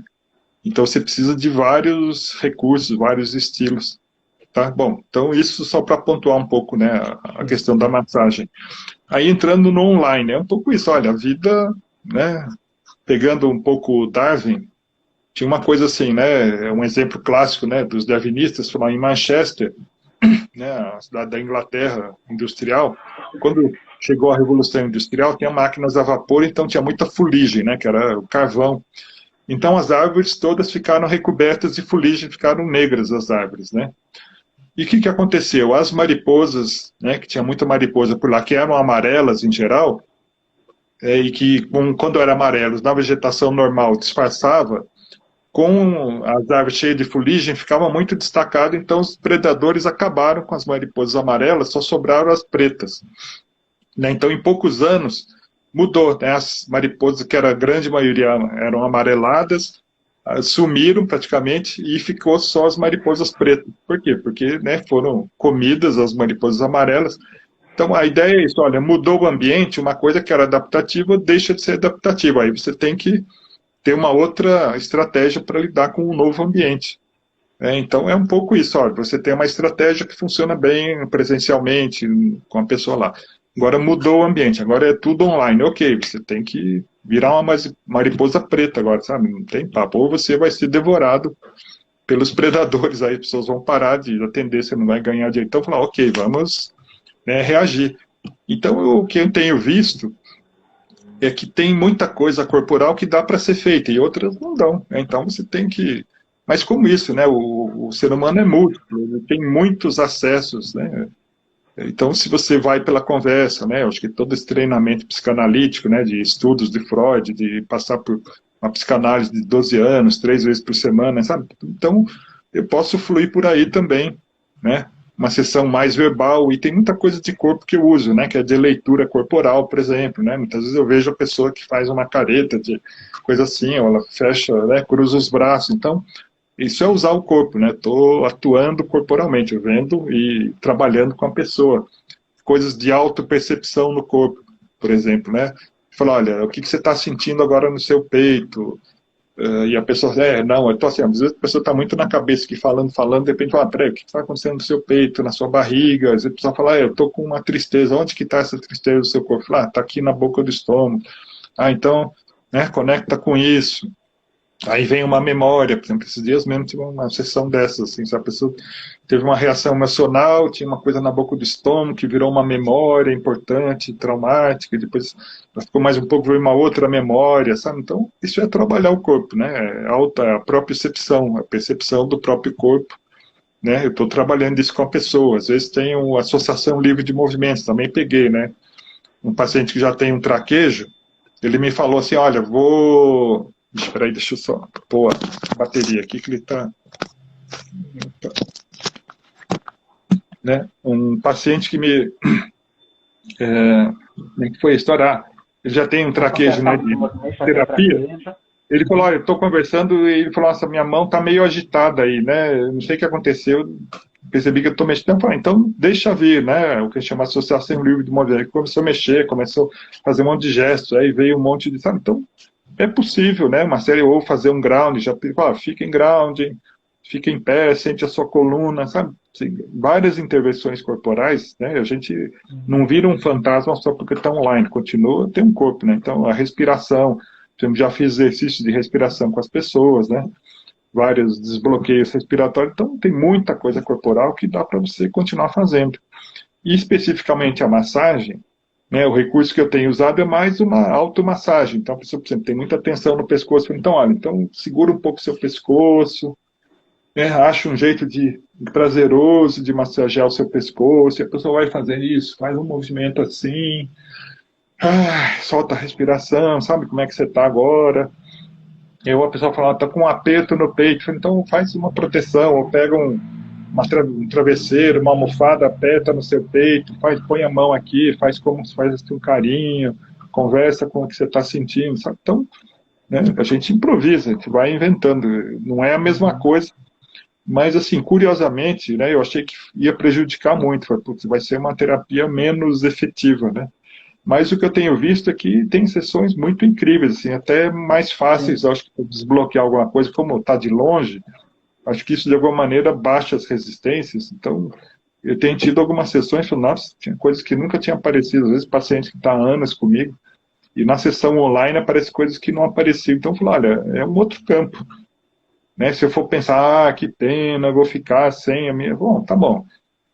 Como tudo, né? Tem um lado bom e um lado ruim. Se eu explorar o lado bom da coisa, pode ser que eu descubra novos, sabe? Eu estou aberto para o futuro, para descobrir, olha, o que esse campo pode me trazer de novidade, de abertura de possibilidades, né? Eu perco algumas coisas e ganho outras. Eu sempre penso assim, né? Então, eu estou mais preocupado em ver o que eu estou ganhando nesse novo contexto, nesse novo set e explorar essas possibilidades, mas o corpo continua existindo, sabe? Eu continuo fazendo muita coisa corporal nas sessões, né? Só algumas que ficam inviáveis, né? Não dá para ter uma leitura corporal mais abrangente, às vezes tem aspectos que ficam de fora, né? Por exemplo, o que está acontecendo nas pernas da pessoa, não tenho acesso, a não ser que ela me fale. Mas tem uns pacientes que já estão acostumados, né? Com tratamento, meu pé tá esquisito, né? Tá querendo se mexer, tá em tal posição, né? Porque, por exemplo, no consultório é muito comum, né? Você está sentado ali, de repente o pé vira para o lado, aí você fala, o que é? Fala, é vontade de ir embora, né? Tá, o negócio está apertando aqui, o pé já está indo para a porta da sala. Aqui eu não vejo isso, né? Então, mas, enfim, dá para fazer muita coisa, porque a gente continua sendo um corpo, né? Aliás, tem uma coisa muito curiosa do corpo, né? Que eu sempre também puxo nos livros, eu escrevo disso, que assim, as pessoas falam, olha, o meu corpo, né? Eu sempre questiono o meu de quem, né? Quando se fala o meu corpo é que nem o meu carro, a minha chave, minha caneta, né? Parece que o corpo é uma propriedade de alguma entidade imaterial, né? Você é uma alma que possui um corpo. Eu falei, não, eu sou um corpo, né? Eu não tenho um corpo, eu sou, né? Então eu devia vender, eu falar, minha mão está coçando. Eu devia falar assim, eu mão estou coçando, né? Uhum. É uma linguagem mais encarnada, assim, né? Não sou a minha mão, é eu mão, né? A parte do meu eu que está configurado na minha mão, estou coçando, né? Então, a própria linguagem dá distorce, né, a realidade que a gente é um ser encarnado.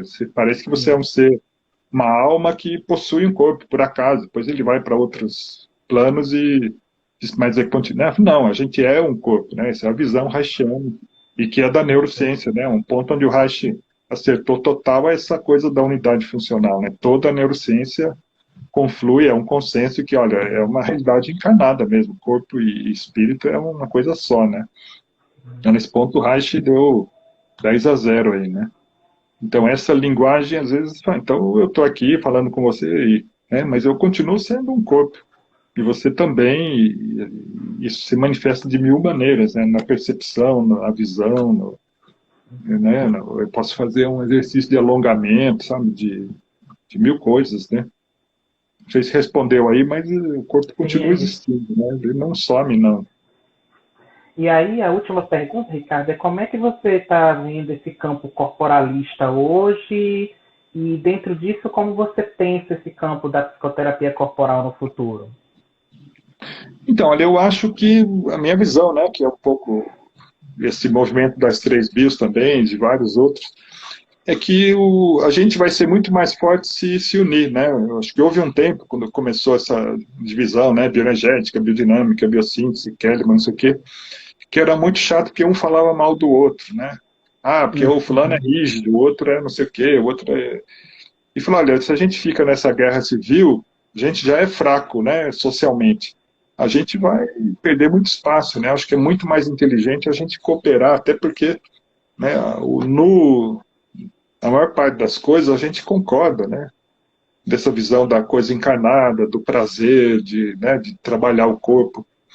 Então, eu acho que é muito mais inteligente a gente se unir às várias correntes e tentar caminhar para fazer uma teoria única, uma técnica que comporte, né, o que cada proposta tem. E, basicamente, isso, né, fundamentar melhor, né, fazer pesquisa, entrar nas universidades. Eu acho que isso, né, eu acho muito bonito, muito rico, muito eficaz, né, todo esse conhecimento.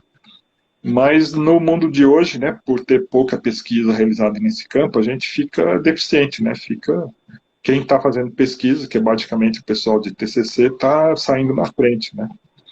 E a gente, se quiser sobreviver, eu acho que tem que entrar por aí, né? Eu vejo muito esse caminho.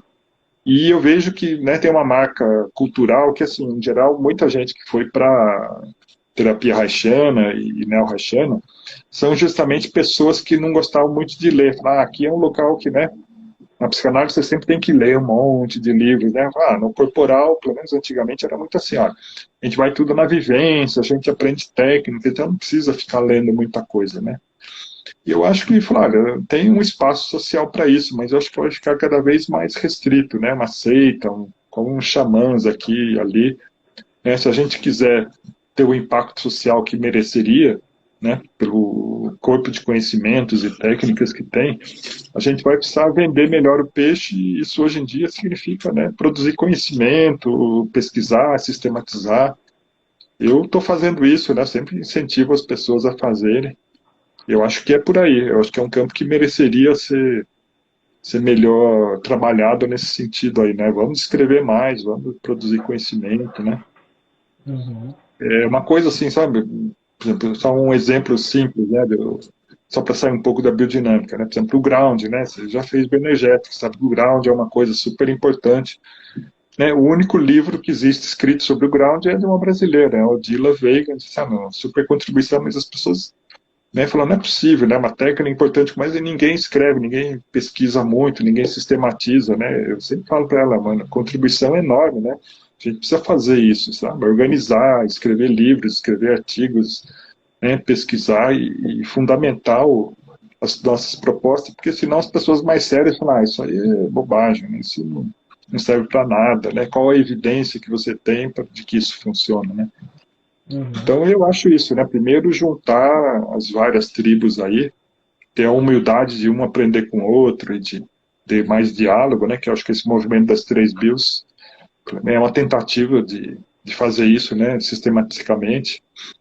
E essa coisa de falar, olha, tudo bem que tenha pessoas que vão mais pela emoção, pela intuição, isso também funciona, né? Mas em termos sociais, se a gente quiser ganhar uma importância maior e, enfim, passar esse conhecimento, vamos ter que, né, penar um pouco nessa área de conhecimento sistematizado, universidade, teses, artigos, livros. Enfim, acho que não tem muito jeito, não. Acho que é isso. E de dialogar com outros campos também, né? Sim, Por sim, exemplo, claro. né? Por A exemplo, um gente, campo que eu acho fascinante é a coisa da neurociência. Eu falo, não é possível, eu fico até nervoso às vezes, porque, claro, é a chance de ouro, né? Porque o Reich foi o cara que saiu da psicanálise e foi para a biologia, né? Então, o ponto forte dele, que deu mil atritos, né, questionamentos, falou, olha, é um cara que se fundamentou muito na biologia. E hoje, né, a biologia está em destaque, né? A neurociência é um ramo da biologia. Então, isso casa muito com o pensamento heigiano. Você pega frases, por exemplo, do Damasio, e fala coisas muito semelhantes, né? No ano 2000, que o Reich falava em 1930. Pô, o uhum, cara estava uhum, 70 anos na frente. Sabe? Então, vamos dizer, tá com a faca e o queijo. Todo esse conhecimento é muito compatível, né? A questão do prazer, da homeostase, isso é básico, né? Na neurociência, a questão dos afetos, é tudo muito semelhante, né? A agressão, são temas, né, que estão na moda hoje em dia para a neurociência e que são muito compatíveis com o que o Reich dizia. Então, se a sim. gente sabe estudar mais desse campo, a gente pode absorver. Claro que vai questionar coisas, né, às vezes básicas que o Reich falou, tá bom, mas tem muita coisa que é validada e que pode ser, não sei, valorizada, assim. Então, um diálogo, né, principalmente aí com a neurociência, eu acho fundamental, né? Porque é um ramo da biologia e o Reich é um cara que se aprofundou na biologia, né? Fez uma proposta, né, de psicoterapia que era basicamente vinculada com a biologia. Sim. Então, Flávio, é uma oportunidade de ouro, assim, porque é uma coisa que está na moda, que todo mundo fala, que todo mundo valoriza e que é muito compatível com o conhecimento reichiano. Então, é questão de ir lá, né, estudar, mexer com a coisa, mas eu acho que tem um campo aberto, uma coisa muito boa, muito favorável para a gente, como coletivo, assim, né, coletivo dos profissionais neo-haitianos, fala, ele tem uma oportunidade incrível de fazer esse conhecimento chegar nas universidades e ser estudado, sabe, na medicina, na enfermagem, na psicologia, na fisioterapia, um conhecimento básico que poderia ser ensinado e abrir portas para muita coisa boa, mas tem que fazer esse trabalho de vender o peixe, né? Eu Sim. acho que a gente não está vendendo tão bem o peixe aí. Uhum, uhum. Então, Ricardo, eu É, queria encerrar tá dizendo da bom. minha admiração por você, da minha gratidão pelo seu percurso, pela generosidade que você sempre teve durante todo esse tempo de compartilhar conhecimento. O site Uhum, do Instituto tem muito material espetacular para estudar, de acesso livre. Então, uhum. assim, Sim, sim. eu, na minha graduação, fui uma pessoa que cresceu muito e conheceu muito a psicoterapia corporal através de seus textos. Então, Tá. assim, eu quero agradecer a você por todo esse percurso que você fez e ainda faz dentro da nossa Uhum, comunidade. Eu acho que você é uma pessoa fundamental nessa tentativa de trazer conhecimento, de sistematizar esse conhecimento dentro, né, da uhum, psicoterapia corporal. Então, eu quero deixar meu agradecimento, deixar meu afeto por uhum. você, né, meu Tá bom, obrigado carinho aí. pelo tempo que a gente conviveu e ainda convive nossos Uhum, encontros sempre com muito carinho, muito afeto.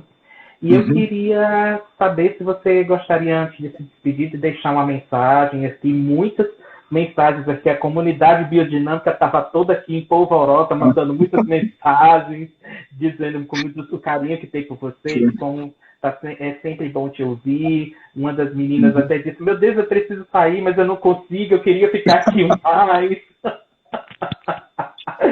Então, né, a comunidade biodinâmica está bem em peso aqui na live. Um abraço aí para todo mundo que está assistindo, a mim e o Ricardo aqui. Né? E aí, se você tem alguma mensagem, alguma reflexão que você gostaria de poder fazer antes da gente se despedir?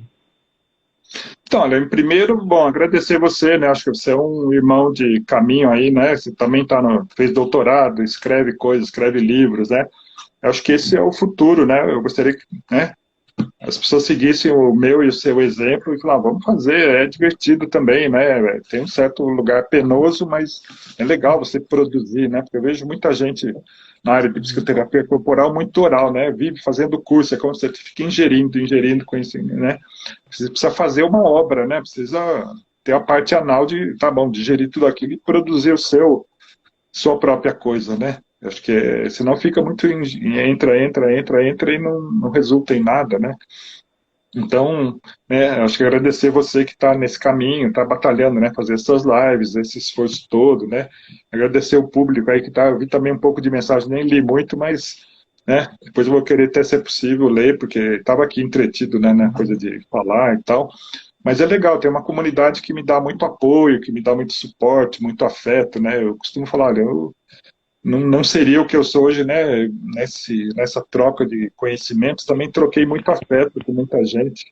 Isso foi uma coisa essencial na minha vida, né? Acho que uma das coisas boas de ir para esse ramo de psicoterapia, principalmente psicoterapia haitiana, é que são pessoas muito afetivas, né? Eu recebi muito carinho, muito amor ao longo da minha trajetória. Isso foi essencial para o meu crescimento, para a minha evolução. Agradeço, né? Muitas dessas pessoas estão aí assistindo. E às vezes a pessoa acha que o professor já está pronto, que já sabe tudo. Não, foi muito importante, né? Cada aluno, cada paciente, cada amigo, colega, ter uma troca afetiva, né? É uma coisa muito importante para mim, né? Agradecer a essa comunidade que me dá esse feedback, dá esse suporte. E eu acho que nesses tempos difíceis, né, o que eu poderia falar assim, olha, a vida é um banquete, assim, né? É uma coisa que acho que eu já peguei do Gaiarsa, do Reich, de vários autores, né? Do Spinoza, sei lá. E às vezes, por mil motivos culturais, a gente se contenta em comer só as migalhas que caem, né, da mesa e acha, né, que não tem acesso. Não, a vida é uma coisa de abundância, está na Bíblia até, né? Tem acho que uma frase do Cristo que era: eu vim para que tenham vida e tenham em abundância, né? Uma coisa assim, a vida é uma coisa generosa. Mas é difícil, né? Você não é de graça, tem que se abrir, tem que ter coragem, tem que ousar, tem que se reinventar periodicamente. Mas vale a pena, né? Esse caminho que o Reich propôs e que eu acredito, falar, vamos beber grandes goles da vida, vamos fazer festa, vamos crescer, vamos aprender coisas, sabe? É uma aventura do humano, né? Acho que já está na Bíblia também, né? Tem um livro interessante. Quando você fala, né, Adão, o que aconteceu? Ele provou do fruto do conhecimento e perdeu o paraíso. Então, acho que cada passo que você se descobre, que você, né, avança, você perde alguns paraísos, né? Que as ilusões são como um paraíso para a gente. E ser humano é isso, é perder continuamente paraísos, é ir em frente. Né? Tem uma peça grega também, eu gosto muito de citar, que chama Ifigênia, né? Ifigênia em Aulis. Acho que a maioria das pessoas, quando eu falo, em geral, não conhece, mas é assim, eles estavam indo para a guerra de Troia e estavam com 1000 navios, né, cheios de soldados ali na praia e não tinha vento. E passava tempo, semana, mês e nada. E, né, falou, pô, a gente está precisando ir, aquela coisa, né, um monte de soldados parados e não tinha vento. Era só barco à vela que tinha. Daí foram consultar o oráculo. E o oráculo fala, olha, vai ter que ter um sacrifício humano e vão ter que matar a filha do Menelau, que era o rei máximo, né, era o comandante da tropa toda. E aí ele fica totalmente perturbado, falando, não, mas como assim, a minha filha, que absurdo, isso não tem nada a ver. E as pessoas acham que não, mas depois falam, mas também ficar parado aqui não adianta, aí convencem ele, né? Ele manda trazer a filha, e daí quando ela chega e a rainha fica sabendo, vem junto, não, que absurdo, minha filha não vai matar minha filha, não sei o que, aquela confusão. E no fim ela mesma se entrega, fala, olha, se tem que ser assim, que seja, né? Então é uma peça, é uma tragédia mesmo, né? Por matar a filha mais querida do comandante, mas aí quando faz o sacrifício, aí começa a ter vento, eles vão. Então é uma peça muito simbólica. Às vezes para você seguir a vida, você tem que sacrificar uma coisa muito essencial sua, né?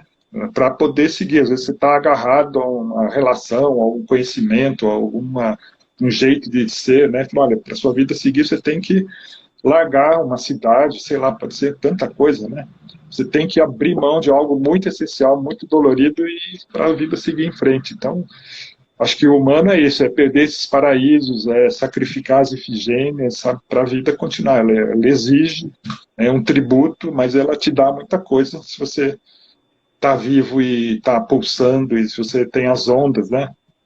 Aquela linda poesia do Vinícius de Moraes, a vida vem em ondas como o mar. Então, se você vai nas ondas, a vida é muito generosa com você, te abre portas, você vive coisas espetaculares, mas você fica agarrado no passado, você fica preso na rigidez, também ela te derruba, te judia, né?